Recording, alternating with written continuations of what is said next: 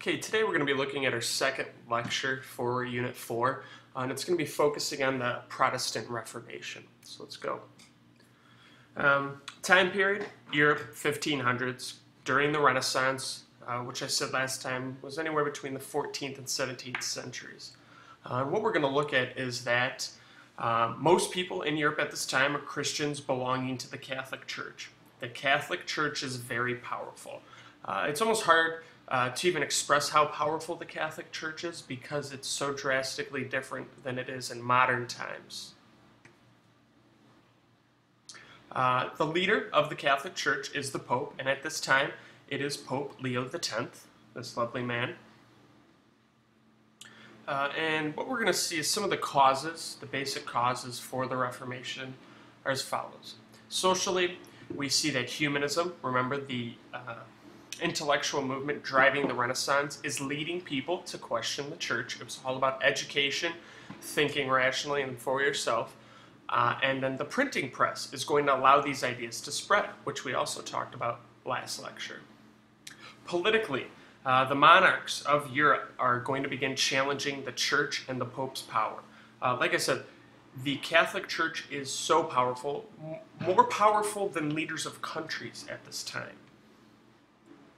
Economically, what we are going to see is, once again, European monarchs are jealous of the church's wealth. Not only are they powerful, but they're very wealthy. And we're going to see merchants don't want to pay church taxes anymore.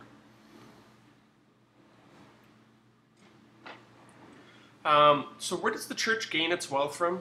Donations, taxation, which can be done to merchants, and then ordinary people.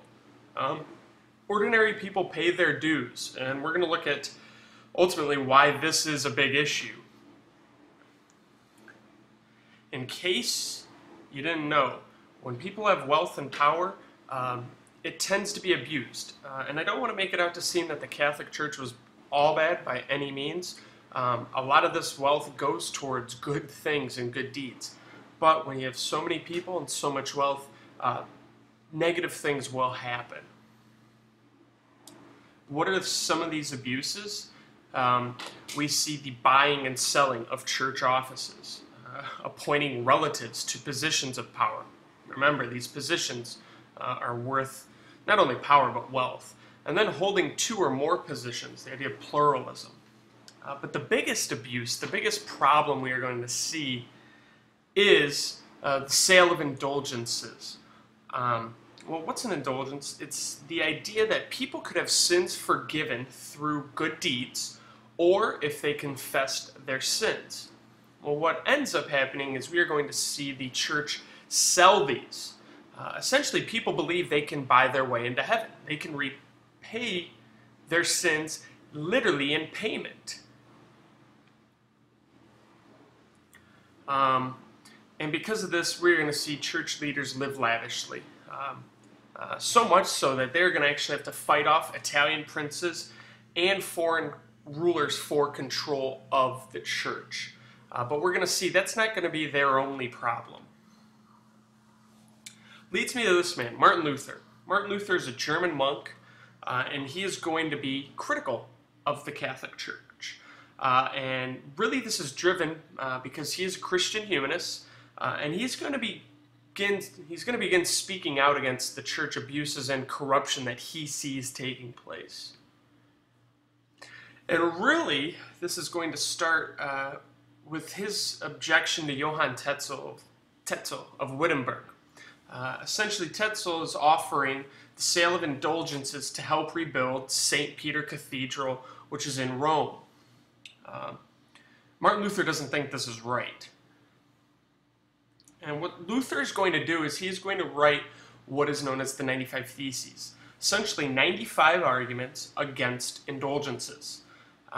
He's going to post these on the door of the All Saints Church in Wittenberg. And quickly these ideas that he's written down are going to spread. Once again, thanks to the printing press and our man Gutenberg. Well, in 1521, Luther is going to be excommunicated from the church by Pope Leo X. Essentially, somebody disagreed with the Pope and the church, they kicked him out. Charles V, who is the Holy Roman Emperor, is going to end up declaring Luther an outlaw at the Diet of Worms. Diet thinking is essentially a meeting. It's a meeting at the German city of Worms. So we see Wittenberg here, Worms here. So Luther's been excommunicated. He's an outlaw. Essentially, if you help Luther, you are going to be in trouble. That doesn't matter. It doesn't stop him. It doesn't stop the people supporting him or his ideas spreading. So much so that we are going to see Reformation start to take place across Europe. Remember, Reformation, a little short for Reform, or Reform short for it. One of the other major ones happens in Switzerland with this guy, John Calvin. In 1536, he's going to publish his own ideas. His ideas, similar to Luther in the sense of it's going against the tradition established in the Catholic Church, but they're different as well. Main point being his idea of predestination, in which God determined who would be saved long ago.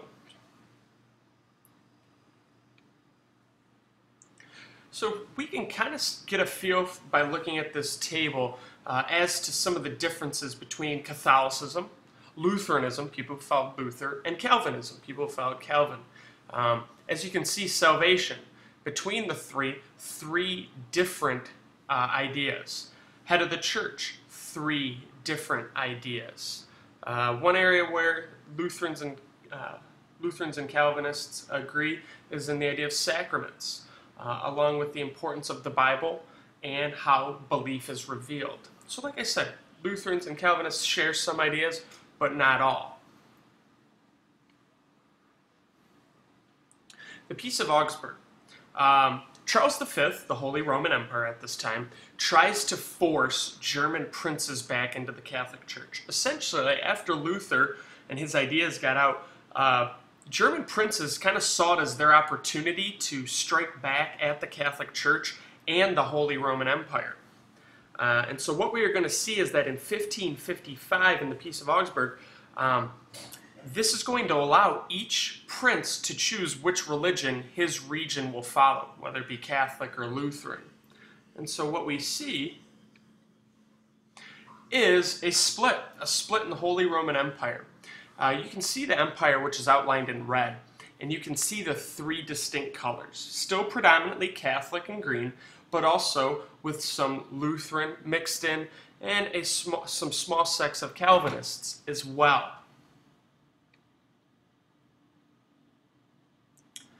What we're going to see, because of this pushback by people following Lutheran and Calvin, the Catholic Church realizes it needs to do something. And so what we see from this is the Counter-Reformation, or the Catholic Reformation. They try to reform itself from inside. And really it starts with the Council of Trent in 1545. And what we're going to see is Pope Paul III and others are going to work to end the corruption and punish wrongdoing that had really kind of marred the Catholic Church. And because of this, we are still going to see the majority of Europeans in the 1600s are Catholic. Once again, Catholicism shown in green, Lutheranism shown in that funky yellow, and then Calvinists shown in blue.